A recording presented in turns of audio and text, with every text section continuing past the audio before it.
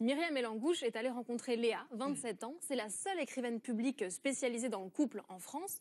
Et depuis 2 ans, elle aide ses clients à rédiger des lettres d'amour, mais aussi, et c'est plus original, des lettres de rupture. Il y a des moments dans la vie où on doit faire des choix. Je vois bien que continuer notre relation est synonyme de destruction et j'ai envie de continuer de grandir, non de me détruire. Rompre à la place d'un autre. Je t'embrasse une dernière fois. Un drôle de métier qui suscite toujours l'étonnement. De faire tel ou tel métier, ça dérange personne, d'être payé pour ci ou pour ça. Par contre, quand on dit « Ah bah j'écris des lettres de rupture pour les gens », ah bon ? Les gens qui font appel à moi, ce sont quand même eux qui écrivent leurs lettres.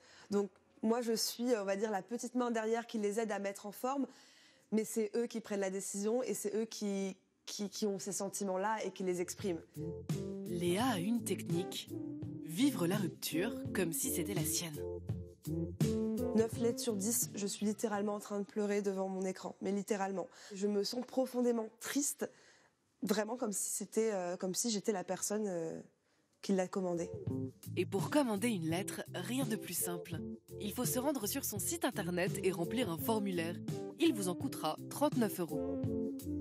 Est-ce que les gens vous écrivent leur histoire et après vous vous l'appropriez? Comment ça se passe? Oui, alors ils ont plusieurs questions auxquelles ils doivent répondre. Donc là, par exemple, elle écrit « On a eu le sentiment de ne s'être jamais séparés. Je l'aimais vraiment et lui aussi. Mais après quelque temps, j'ai remarqué qu'on avait changé. À travers nos discussions, j'ai vu que nous n'étions pas souvent d'accord. » Donc voilà, là par exemple, pour cette lettre-là, pour cette personne, j'avais écrit « Les ruptures font mal, elles peuvent nous briser. » Peu importe qui est la personne quittée ou celle qui quitte, les deux souffrent. Et je souffre déjà en t'écrivant ces mots. J'ai jamais eu mauvaise conscience en écrivant une lettre de rupture, pour la simple et bonne raison, je pense, que je trouve que c'est une très bonne manière de le faire. Une lettre, ça permet de donner des explications. Et pour moi, pour faire un deuil d'une rupture, on doit les avoir, ces explications.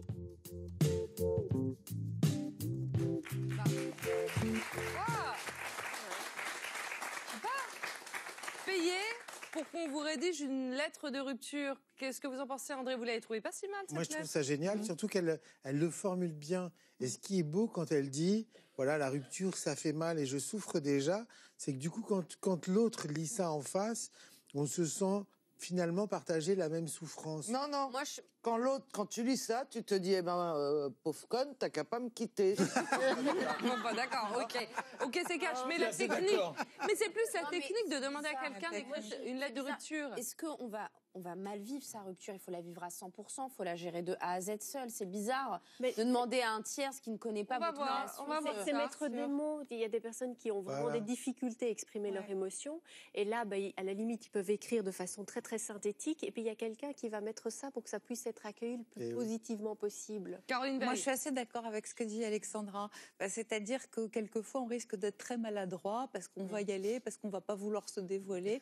Là, on a quelqu'un qui va le faire avec un peu plus d'élégance, un peu plus de délicatesse. Mais imagine si c'est Ribéry qui t'envoie une lettre comme ça, tu te dis, il y a un décalage, non? Il y a peut-être un décalage. Mais je noterais en tout cas l'intention délicate de ne pas vouloir meurtrir davantage. Bon. Et moi, je ne suis pas anti faire appel à quelqu'un pour se faire aider dans une démarche qui est toujours difficile. Parce que là où elle a raison, c'est qu'une rupture, ça fait mal. Alors, curieusement, le business des lettres de rupture, moi, ne me choque pas du tout. Voilà. Et c'est ce dont on parlait tout à l'heure, c'est-à-dire que quelqu'un va mettre en forme, va mettre en mots ce que vous avez du mal à dire et va vous aider à le faire de la manière la plus adoucie possible. Mais voilà, c'est pareil, ça. Caroline? Mais non, c'est pas du tout pareil. Parce que qui signe?